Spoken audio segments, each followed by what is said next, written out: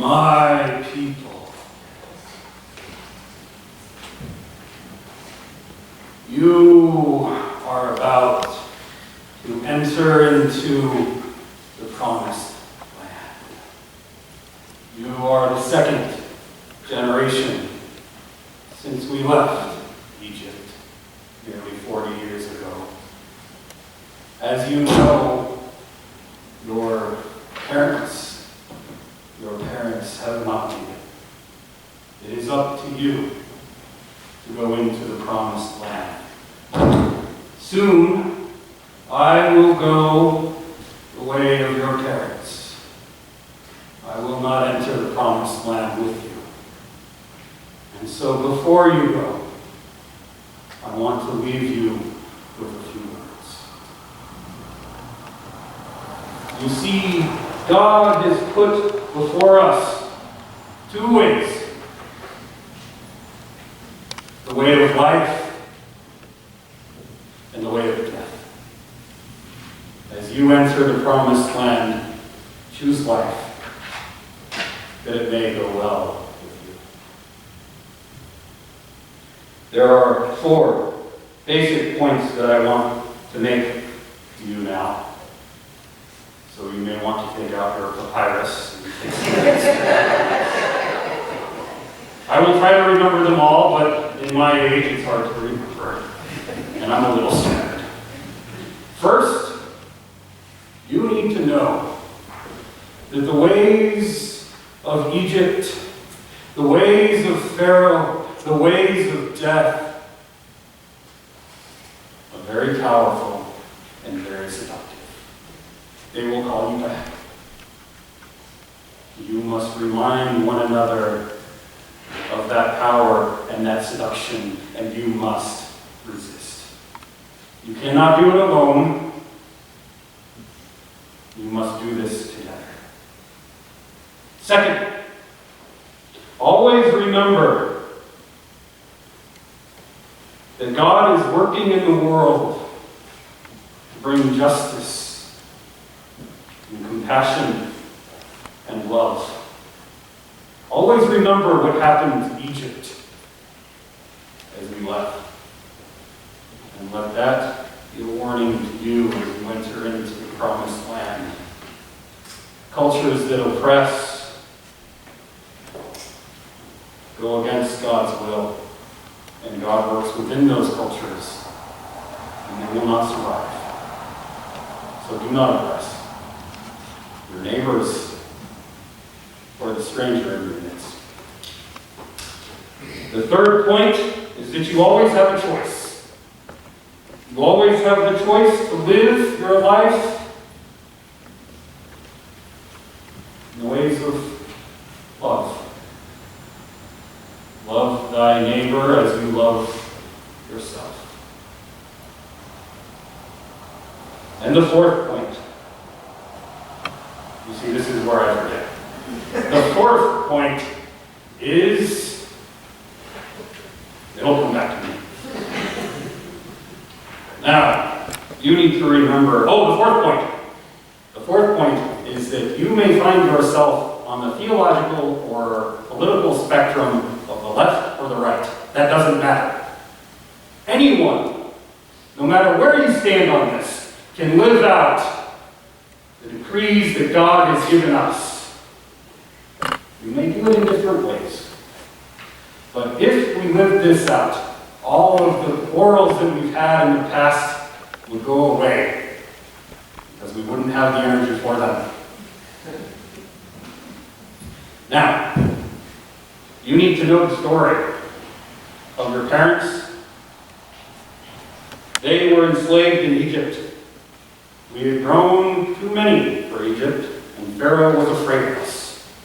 He was afraid that we might take over or that we might join another army against Egypt. And so Pharaoh enslaved us. It made us work very, very hard to make bricks.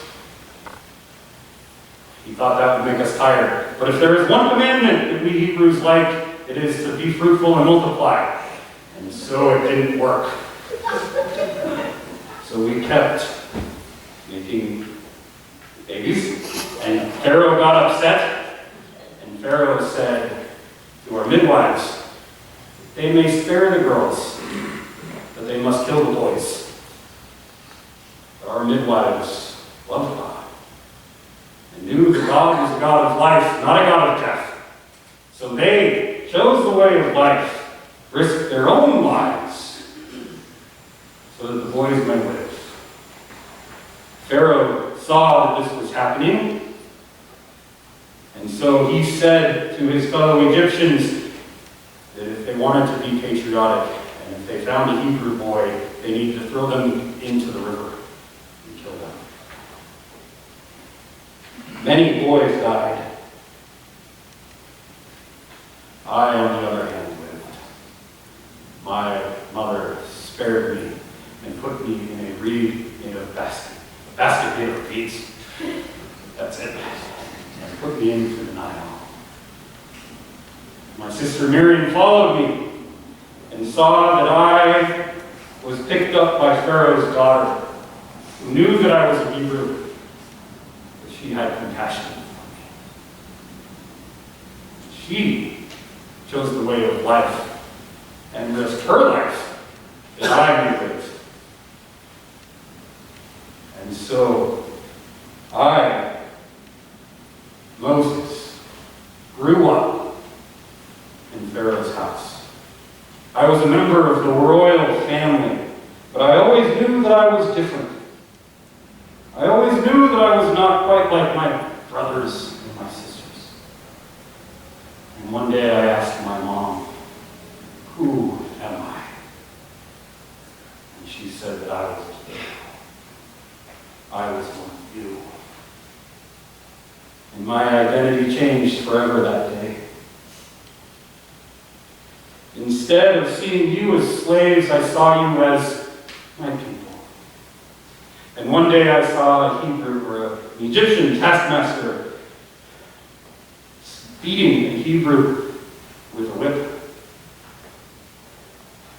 And I couldn't handle it anymore. And that day I chose the way of death.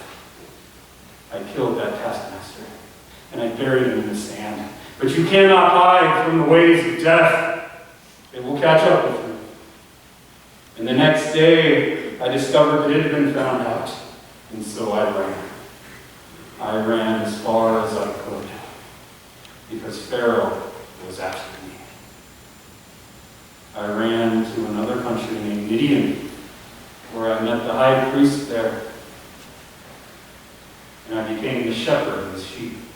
And one day, I went out, took the sheep to the mountain, and I saw a bush that was burning, and yet it wasn't consumed. And I looked at it. I heard a voice coming from the bush, and it said, Moses. And I said, yes. And it said, I have heard the cry of my people in Egypt. I will go and rescue them. I will go and rescue them. The bush kept saying, I will do this. I will do that. And then you know what the bush said? So you go, Moses. I said, what is the name that I should give them? And the bush said, Yahweh. Yahweh. What is that? Yahweh is a whisper. Yahweh is not powerful. Yahweh means, I am what I am, or I will be what I will be. How am I supposed to confront Pharaoh with a name like that? All Yahweh said was, I will be with you. There was nothing in there about success. Nothing told me that I would succeed in this. I will be with you. That was it. And that's one of the things that you need to know as you enter the promised land. You are not promised success. You are promised that God will be with you. And in that promise, be with one another. God hears the cry of the victims of human culture.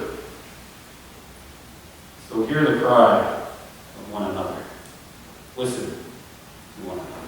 Pay attention. Be present to one another. So I ended up going back to Egypt and confronting Pharaoh. I said, "Let my people go." And Pharaoh refused. And I warned Pharaoh that God is a God of justice and that no nation can stand if your nation is based on oppression. If your nation is based on the few getting rich on the backs of the many, you will not stand. That is not God's justice. Pharaoh wouldn't listen. God worked for many months to show Pharaoh that it wouldn't last. But Pharaoh was stubborn. His heart hardened. And he wouldn't let us go.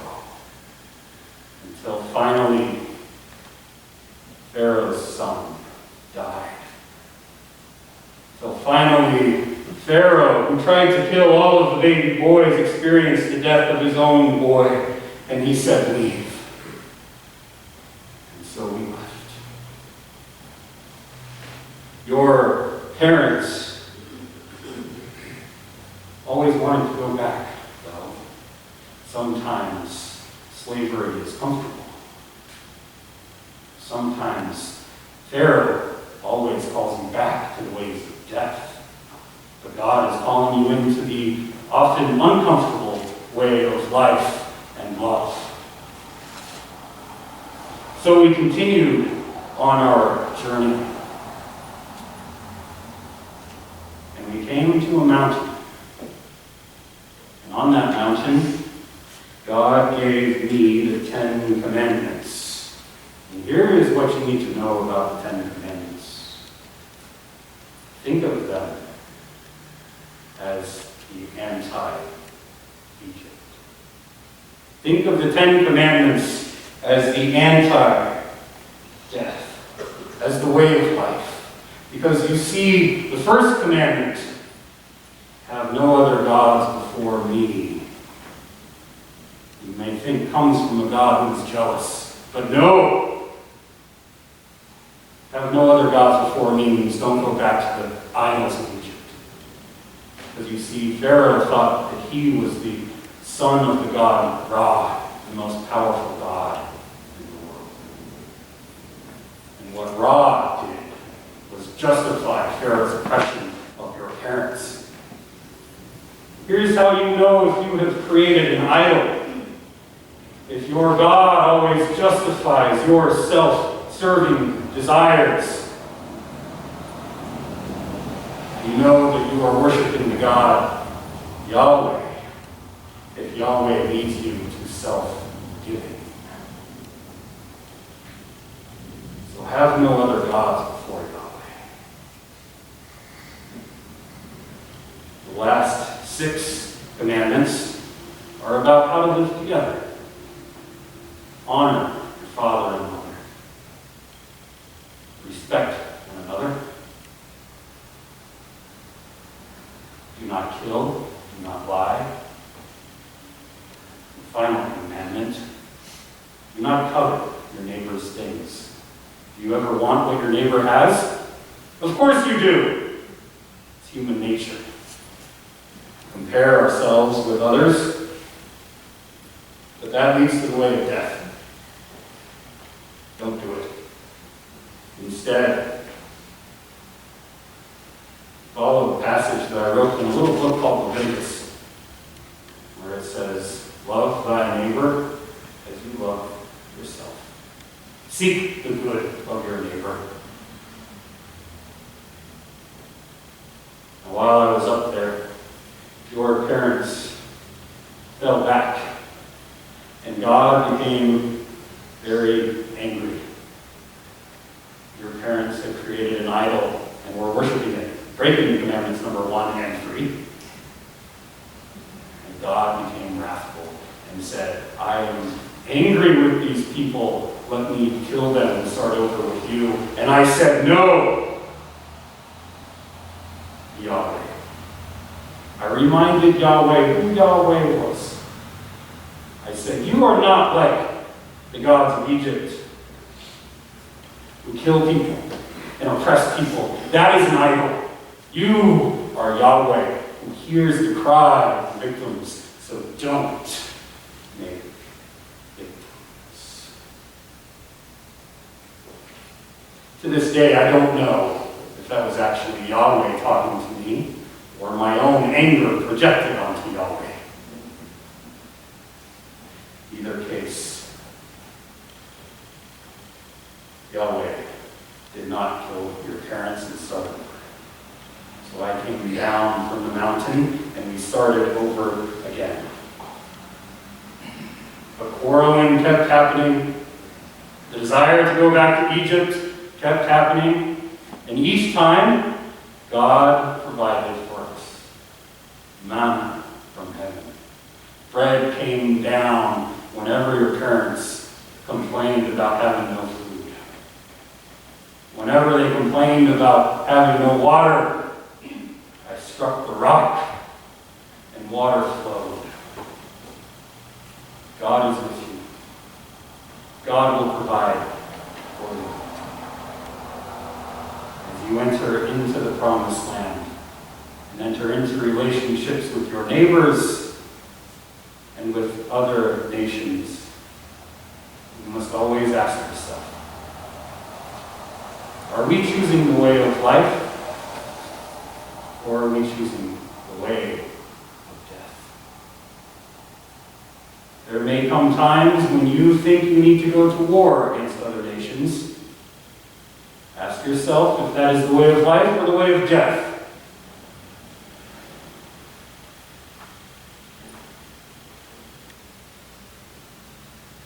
As you enter into the promised land, I hope that you choose life, that it may go well with you. Before I go to Mount Nebo for the end of my life, I will leave you with this blessing, taught to me by my brother Aaron and my sister Miriam. May God bless you. May God's face shine upon you and be gracious unto you. May God look upon you with kindness and bring you peace this day